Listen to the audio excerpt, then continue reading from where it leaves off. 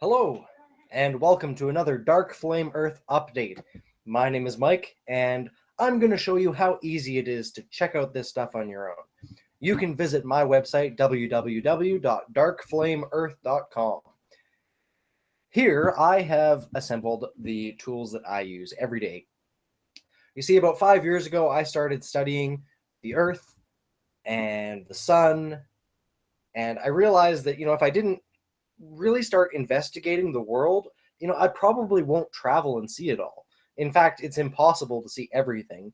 But I thought maybe if I tried to use this amazing tool we have called the internet and learn about as much as I can, that maybe I would get close to it. And in fact, I have traveled farther than I even thought I would since then. So I'm going to take you through my website, darkflameearth.com, click on education, and it's going to open up this LCARS panel. If you are a Star Trek fan, you'll recognize the way this looks, but I've put all my different tools on here. Now, I didn't create this stuff, but it's free. You can access it on the internet. You can even find other tools that I haven't put here, but this is what I check out every day.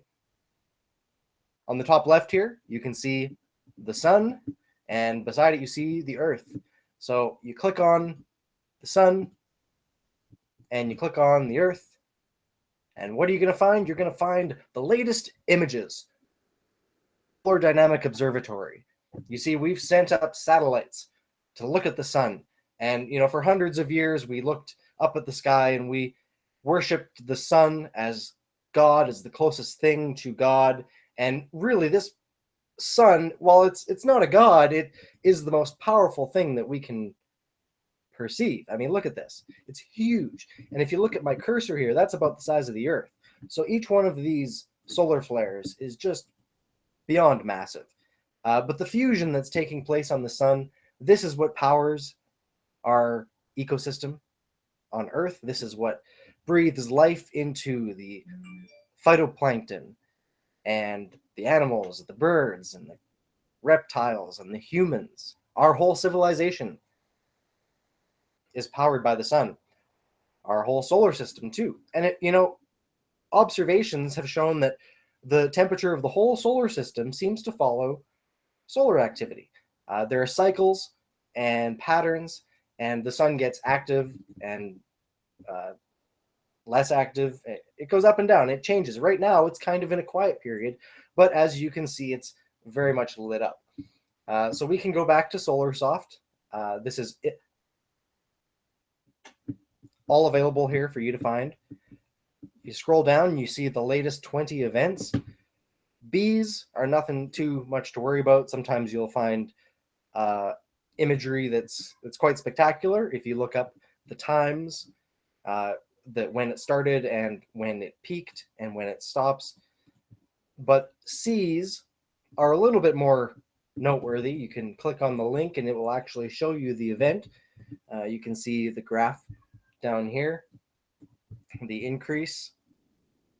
And you can even see on the left side here, A, B, C, M, and X. So it's the M's and the X's that you really want to pay attention to. And at a glance, you can come here and you can look and you can see, oh, well, there's a couple C's. There's a C2, a C1, a C27. And the latest one was, 2 days ago now, the 31st of August, a 2-2. So since September has started, we had 2 yesterday, just tiny, tiny ones. And then we had 4 events today. Nothing to worry about. Although there was an Aurora alert last night. Somebody posted about it and I checked out the Aurora forecast, and it was lit up green all the way across Canada and up into Iceland and Norway, the northern hemisphere. If you get a chance to see the northern lights, do it. I remember several years ago there was a very large flare. I believe it was an X in the beginning of September. I have pictures saved from this, and I remember being not too far from where I am right now, looking up at the sky, and I watched the auroras dance. I heard them crackle, and I'm not even extremely far north. But the very fact that you can look up and you can see the particles dancing in the sky from the sun, it's an incredible connectivity. So I find this stuff just fascinating. I really don't understand it all, but I want to show you how you can check this stuff out and begin to learn how the sun and the earth interact. So that's my solar update for this. Let's go over to the earthquakes. Latest earthquakes from USGS. All you got to do is click the earth up here on the top left in the education panel. The red dots, most recent earthquakes. This is just a 2.5 in Alaska. There's always earthquakes going on up here. It represents the movement of these plates against each other. Of course, down in California, looks like we've had two recent quakes, a 2.6 near the geysers in California, Northern California, and then a 3.1 in the south, Moronga Valley, 3.1, 10 kilometers deep. Over here in Oklahoma, of course, Medford, Oklahoma, 2.5, very shallow, 5 kilometers deep. Looks like there's been some movement. This is very common. Almost every time I check the earthquake map, there are small quakes there. A 4.5 in Nicaragua. This looks like it's offshore. You follow this down. Of course, there's lots of earthquakes in the on the west coast. Ecuador, 4.4. A 4.0 in Chile. And you follow this down, and this south part of, I should change the map.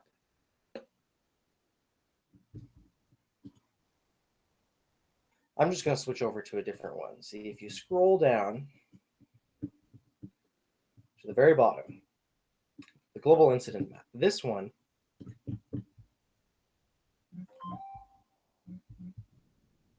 is a little bit better. I can turn on the satellite imagery, and that makes it a little bit nicer to look at. So there is the 2.5 in northern Alaska. I pointed out the one in Ecuador there, but there are a couple in Colombia that USGS feed yet. Bogota is, I believe, the capital or one of the major cities.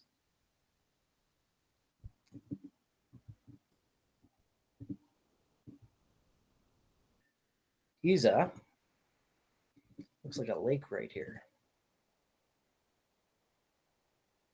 Labranzagrad.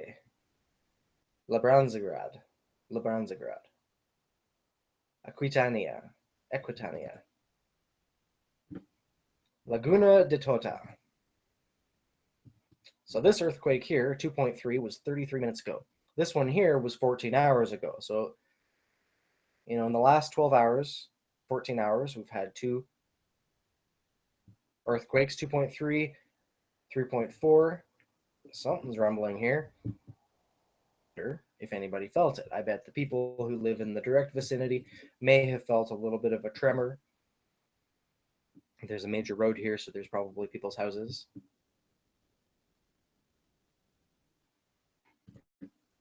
So that's Colombia. A little bit of shaking there.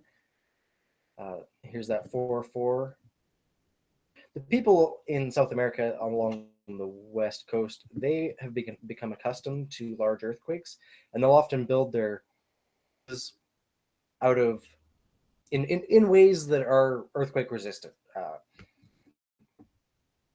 Of course, there is a lot of, yeah, see, I can't see anything here. Look at all this cloud cover. Moving on. 2.9 in Chile 2 hours ago, 3 hours ago, a 4 in Chile, and Antofagasta. I've looked at this place recently here. A whole bunch of earthquakes in Chile. This place is always ringing like a bell.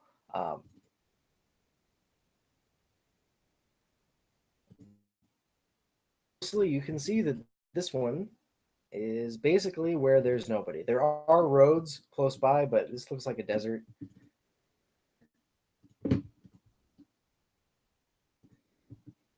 "100 kilometers deep." Likely not even felt by anyone.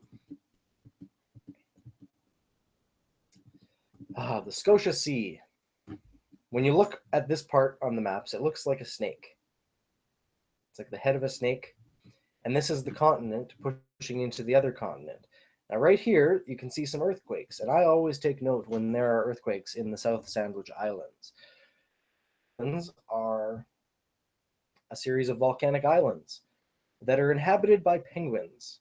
This map doesn't show it very well, but Viscoy Island and several other volcanoes are in this area.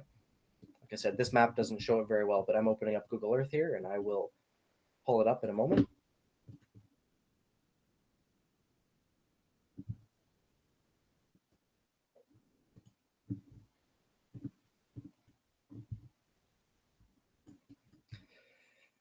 In the middle of the Atlantic Ocean, there was a 2.5, Azores Islands, Portugal. This area here is mostly islands, and some have thought that it is perhaps the lost islands of Atlantis. We don't really know thousands and thousands of years ago if the water level was lower, if there was more land there at one time, but beautiful, beautiful place.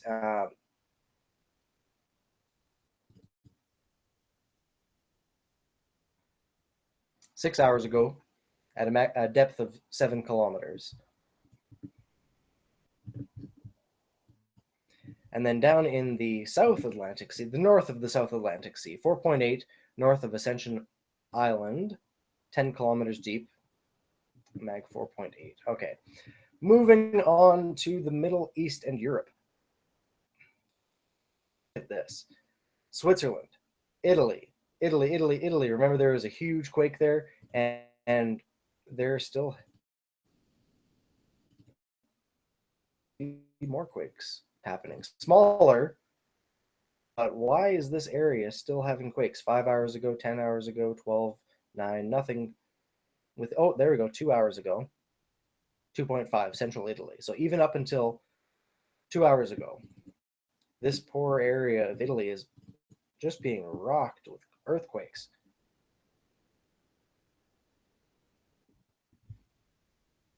Last, I'm just going to say 2 months, I've noticed that in Greece and Chile and Turkey, this whole area here has been having lots and lots and lots of little quakes.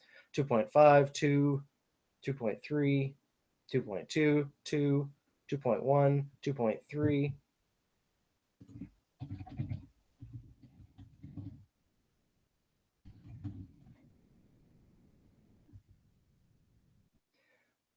Turkey sits between two huge tectonic plates, between the Eurasian plate and the African Arabian plate, and they're always grinding into one another, north and south. The Anatolian plate, on which most of the Turkish landmass lies, is being squeezed westwards towards the Aegean Sea. There you go. Lots of quakes. 3 hours ago in eastern Turkey. Let's just see where this one is. I can't really look at them all. Please. I'm just doing this out of sheer curiosity, and I'm sharing because I know that other people find this interesting too. So if you look at all these names, obviously there's a lot of people living here. So this earthquake right here near Dyer and Sinui in the mountains. Probably felt there's probably a lot of shaking. I've got Google Earth open, so let's just switch on over. Bam. All right. I got the whole world in my hand. Let's go to Turkey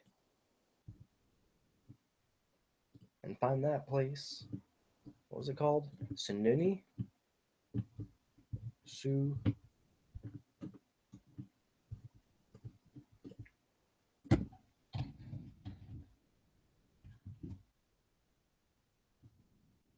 Gotta pull up the feed.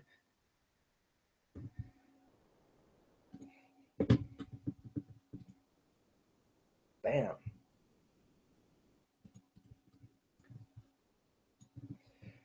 So this map doesn't show all these quakes we were just looking at. So I'm going to have to reference the global incident map. So the feed, there's a couple different feeds that load into the global incident map. Obviously, earthquakes are verified. A lot of them aren't even felt too much, but I'm looking for Dyer. Okay, Dyer. Dire. Turkey. Nope. Apparently it's not big enough. Mulat Dadalar. Mulat.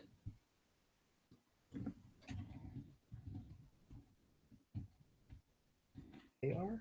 I think that's correct. Lar, Dadalar.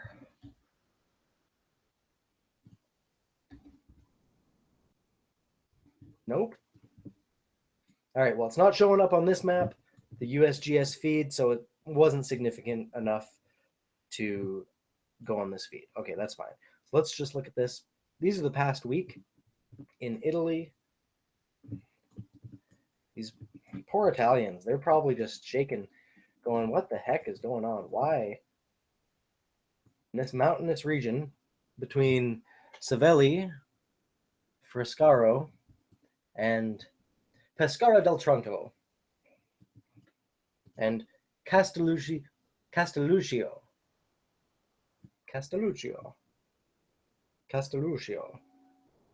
Rapegna, P de Col. See, I can't pronounce all these names, but I'm going to try. Hey, if you're still watching this, thank you. I appreciate all my viewers. All right, I'm just going to zoom out on my global incident map here, and we're going to call this Nepal earthquake better be showing up. I mean, okay, so we see this is the Middle East. So right in this vicinity here, we've got Iran, Afghanistan, Pakistan, Turkmenistan, Uzbekistan, Tajikistan, Kyrgyzstan, Pakistan, and Kyrgyzstan. Did I say Kyrgyzstan? And then this part here is China. This part here is Nepal, and this part here is China. Now, all these red areas are disputed, and I don't know exactly what's in here. Maybe it's Pakistan-controlled Kashmir. All right, so Pakistan controls this part. It's kind of disputed. There must be, I'll see here, Islamabad. And right along the border, you got this whole area here. So technically, this red north is disputed. This line here is probably, yeah, India-controlled Kashmir. So India controls this part. Pakistan probably controls this part. And then you got, this is a Gorno-Badashkan Autonomous Region. This is like the roof, the ceiling of the planet, the highest elevations. I could measure from the tip of this one right here. 6 kilometers. This peak here, 1 kilometer. Let's see where Everest is. I know it's somewhere around here.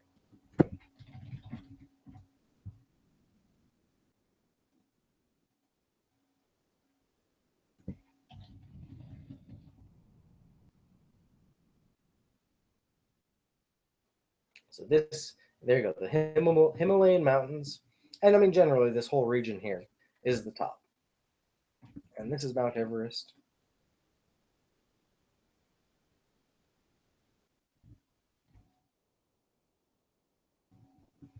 If I measure it from the peak to, oh wow, it's just 4 kilometers just apart. 12 kilometers to down here. I should measure this relative to something. I mean, this whole area, I mean, okay, we can pull up the information about it. 8,848 meters above sea level, and the 5th tallest mountain measuring, the 5th tallest? What?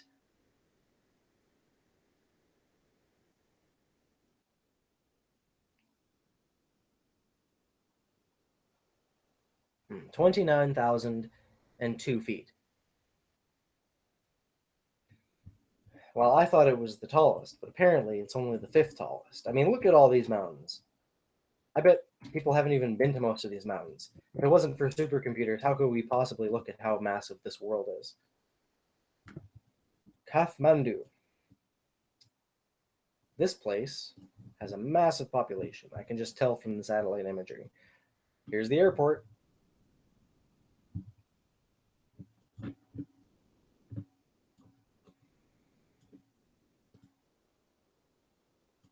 can see some planes right on the runway. 1, 2, 3, 4, 5. Oh, here's a secondary. 6, 7, 8, 9, 10, 11, 12, 13, 14, 15, 16, 17, 18, 19, 20, 21, and a helicopter. 22, 23, 24, 25, 26. I don't know. Maybe I counted those already. Either way, this is a massive city.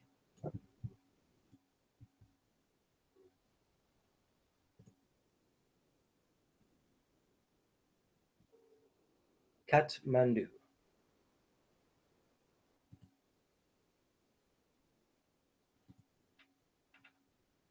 Kathmandu Staroka.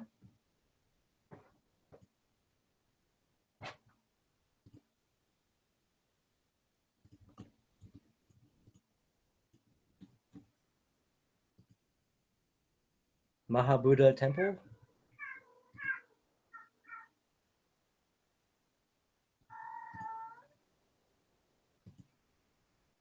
Am I getting off topic? I'm just exploring. I recommend you explore. That's what this is all about. It's about learning about, well, you don't know what. That's what the point is.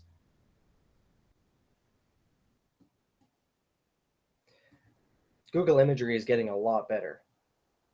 For example, let's just take this random Kandala port. If you click on the bottom left here, you can see historical imagery. And it goes back as far as 2002. Looks like they took some new pictures in 2008, 2012. Kandala port. This place doesn't look very fancy. Let's go somewhere exotic. Continuing with the earthquake thing, there's, like I said, there's a couple quakes up here. It's the roof of the world. Japan, Tokyo, Japan. There was a 4.8 offshore, 78 kilometers southeast of Ohara, Japan. And then out here, 5.2. Now you can see on the satellite imagery right here, this is the depth of the ocean. It's a trench. The Bozo Canyon is obviously where this one here is, the 5.2. And Katakai Canyon right here. So offshore Japan,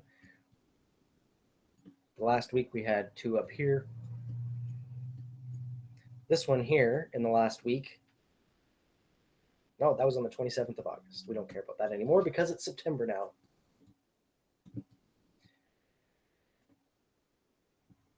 New Zealand had a 7.1 on September 1st at about 4:37 UTC. And there's a whole bunch here. Now, there was actually a bunch of earthquakes here several days ago, and this 7.1 is another quake. So this is more movement in this area. It looks like today we had a 4.8, 4.2, 4.5, 4.7, 4.7, 5.1, and 4.4. So the 5.1 was at 10 kilometers depth or 6.21 miles. Do we have any other imagery or information? Nope, not for this one, but I bet we can pull up something for the 7.1. Yeah, so this is where it was felt.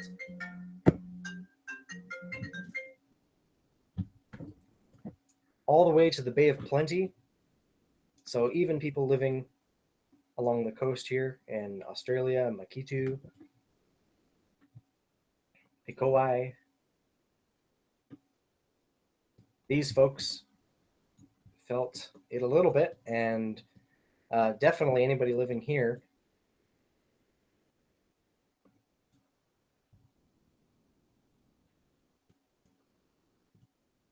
East Cape. Oh, that looks nice. This would be a wonderful place to visit. The Lonely East Cape Lighthouse.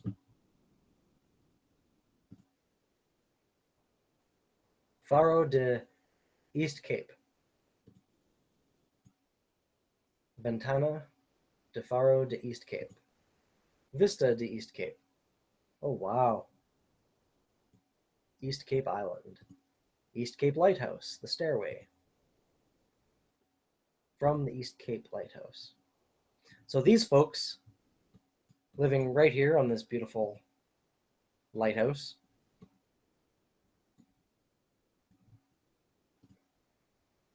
and the East Island. I'm going to save this picture here. It's a nice place. I should visit this one day. They definitely felt it. And the reason why there's earthquakes going on right here is because this is a fault line. All the way up here, there are earthquakes. Tonga and Fiji. If you watch earthquakes at all, you know that there are always earthquakes near Vanuatu and Fiji and Tonga. 5.5 near Tonga and a 5.2 north, both north of Tonga. Samoa. A beautiful place, as long as you have good weather. Which Samoa looks a little bit, no, that's not too bad. 27 degrees. 5.5. If there are not earthquakes here, be concerned because every day there is a big one deep, deep, deep under the ocean. And if you look at the world, I mean, look at this. Half the world is water. Welcome to Hawaii. 24 degrees, and the volcanoes are rumbling. 1.7 just within the last hour in Hawaii. And a 2.3 on this volcano.